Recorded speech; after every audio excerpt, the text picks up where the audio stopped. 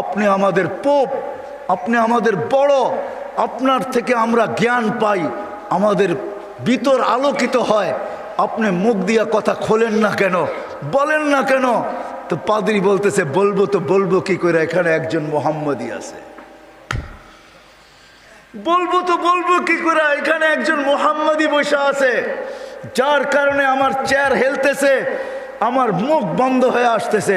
সমস্ত পাদ্রীরা বলছে, দেখায় দেন গর্দান, উড়াইয়া দিব এক্ষণ। বলছে না,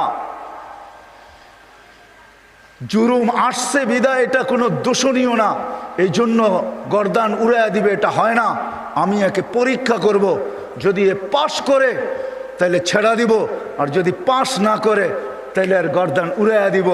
৬২টা প্রশ্ন করছিলেন, ৬২টা। কয়টা? কয়টা? কয়টা? ৬২টা বলার সময় আমার কাছে নাই।